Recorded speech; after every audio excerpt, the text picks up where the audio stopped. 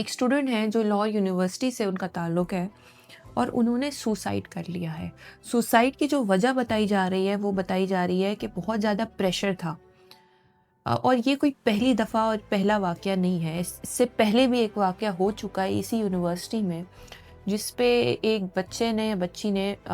Suicide کیا تھا اور اپنی جان دے دی تھی، کیونکہ اس کو پریشر بہت محسوس ہو رہا تھا، اور پریشر بہت تھا کام کا، اسٹوڈنٹ لائف جو ایک ہوتی ہے نارمل یونیورسٹی کی، اس وجہ سے۔ اب اس میں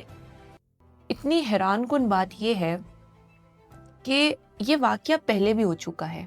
تو کیا اس واقعے سے سیکھا نہیں گیا؟ کیا اس کی کوئی لرننگ نہیں تھی کہ کس طریقے سے ایک بچے پہ جو ورک لوڈ ہوتا ہے، جو یونیورسٹی اسکول میں جو پریشر دیا جاتا ہے کام کا، اسائنمنٹس کا، ٹیسٹ کا، ایگزامس کا، کیا اس پہ ابھی بھی کوئی عمل نہیں ہوا؟ یہ ایک بہت بڑا المیہ ہے کہ ہم لوگ کبھی بھی کسی واقعے سے سیکھتے نہیں ہیں۔ اور صرف یہ اسی کی بات نہیں ہے، میں آپ کو لے جاؤں تھوڑا سا زیادہ پیچھے نہیں، بلکہ ابھی حال ہی کا ہی واقعہ ہے، جس میں کراچی میں جو مین ہولز ہوتے ہیں، جگہ جگہ کھڈے ہوتے ہیں، وہاں پہ ایک بچہ اپنی فیملی کے ساتھ، چھوٹا بچہ محض میرے خیال ہے 5 سے 7 سال کے درمیان ہوگا، وہ اپنی فیملی کے ساتھ، اپنے ماں باپ کے ساتھ بائک کی طرف جا رہا تھا، اسٹور سے نکل کے، اور وہیں پہ یہ ایک کھڈا تھا، ایک مین ہول تھا، اور اس میں جا کے وہ گر گیا۔ یہ پہلے بھی ہو چکا ہے، پہلے بھی اس طریقے سے بچے یا بڑے بزرگ یا آدمی عورت، اس طرح یہ ہم دیکھ چکے ہیں کہ اس طرح کھڈوں میں گر جاتے ہیں۔ اب ظاہر ہے وہ بچہ چھوٹا تھا اور کھڈا اس طرح تھا کہ وہ بچہ سیدھا جا کے جب گرا ہے تو اس کے بعد اتنے گھنٹے بعد ملا ہے کہ وہ زندہ تو نہیں ملتا آپ کو۔ یونیورسٹی میں جو اتنا پریشر اور اسکول میں اتنا پریشر بچوں کو دیا جاتا ہے، کیا پرپز ہے اس کا؟ دیکھیں، زندگی کے مختلف پریشرز آتے ہیں، لیکن اتنا زیادہ اس بچے کو یا وہ بچی کو اتنا پریشر میں رکھنا اور اس کا ہینڈل نہ کر پانا، اس میں 2-3 زاویہ آ جاتے ہیں۔ ایک، جو ٹیچرز رول ادا کر رہے ہیں، جو اسکول انوائرمنٹ ہے، ماحول ہے، جو ارد گرد لوگ ہیں، وہ کتنے سپورٹیو ہیں یا نہیں ہیں، ایک گروم کر رہے ہیں آگے کی منزل کے لیے، جہاں پہ وہ ایک نئی دنیا میں آئیں گے، وہ جاب کریں گے یا کاروبار کریں گے، پھر گھر سنبھالیں گے اور دیگر اور چیزیں۔ تو باہر کے سسٹم سے بھی ہمیں سیکھنا چاہیے۔ مثال کے طور پہ ایک چھوٹی سی مثال دے دیتی ہوں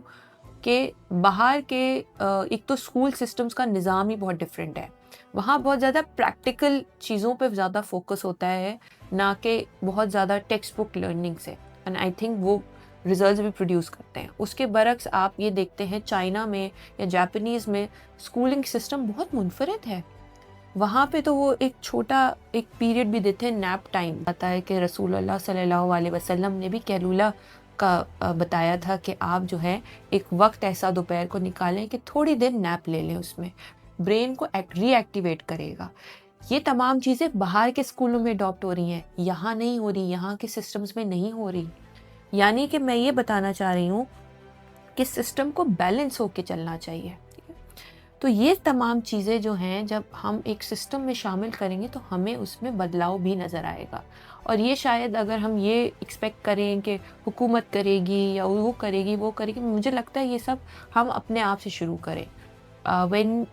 وی اسٹارٹ فرام آور سیلف، جب ہم اپنے آپ سے، اپنے گھر سے شروع کریں گے تو پھر یہ بدلاؤ ہم دوسروں میں بھی دیکھیں گے، اور پھر آگے محلے میں بھی، اور پھر پوری دنیا میں بھی۔ تو کوشش کیجئے ساتھ ساتھ جب اس قسم کے ہم ایپیسوڈز دیکھتے ہیں اپنے ارد گرد، تو اپنے ارد گرد لوگوں سے، آپ کے دوست احباب، فیملی، ان سے بیٹھیں، باتیں کریں، اینی اسٹرگلز، کوئی پریشانیاں ہیں، صرف لفظوں سے بھی سپورٹ کر لینا ان کو، تو میرا خیال ہے وہ کمفرٹ لیول بھی بہت اچھا ہوتا ہے، کہ نوئنگ کہ میرے پیچھے یا میرے ساتھ کوئی ہے جو مجھے سمجھ رہا ہے، بیکاز ہم سب بھاگ رہے ہیں، دوڑ رہے ہیں، تو ہمیں جو سمجھنے والا ہے وہ اگر مل جائے تو بہت ساری چیزیں جو ہیں وہ ہماری اسموتھلی ورک کر سکیں گی۔ اپنا بہت سارا خیال رکھیے گا، اپنے ارد گرد لوگوں کا خیال رکھیے گا، انشاءاللہ پھر ملاقات ہوگی۔